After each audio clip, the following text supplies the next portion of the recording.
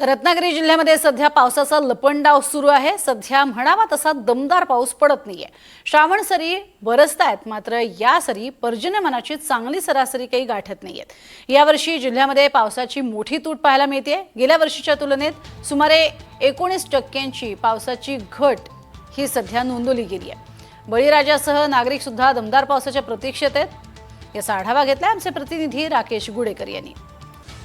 रत्नागिरी जिल्ह्यात सध्या पावसाचा पुन्हा लपंडाव सुरू झालेला आहे। सध्या संपूर्ण रत्नागिरी जिल्ह्यात म्हणावा तसा चांगला पाऊस पडत नाही, मात्र श्रावण सरी ज्या आहेत त्या बरसताना पाहायला मिळत आहेत। मात्र या श्रावण सरी चांगल्या पर्जन्यमानाची सरासरी काही गाठताना दिसत नाहीयेत। कारण आपण जर पाहायला गेलं तर गेल्या वर्षीच्या तुलनेत यावर्षी जवळपास 19% तूट जी आहे ती पावसाची पाहायला मिळते। आपण सध्या आहोत ते रत्नागिरीतील किनारपट्टी भागात आहोत आणि या ठिकाणची ही दृश्य पाहतोय। सकाळपासून ढगाळ वातावरण आहे, पावसाची कुठेही चिन्ह नाहीत। गेले काही दिवस ही अशीच स्थिती संपूर्ण रत्नागिरी जिल्ह्यात असलेली आपल्याला पाहायला मिळते।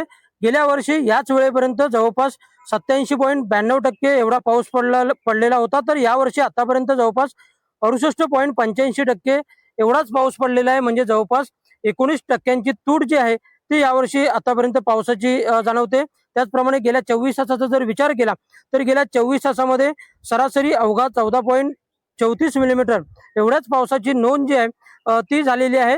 गेले काही दिवस रत्नागिरी जिल्ह्यात ही अशीच स्थिती असलेली आपल्याला पाहायला मिळते। जुलै महिन्यात चांगला पाऊस पडलेला होता, त्या तुलनेत ऑगस्ट महिन्यात मात्र काही पाऊस चांगला पडताना दिसत नाहीये।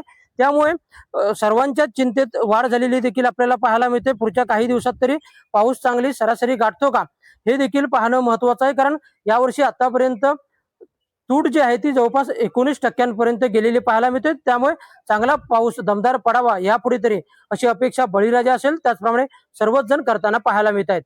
राकेश गुडेकर, NDTV मराठी, रत्नागिरी।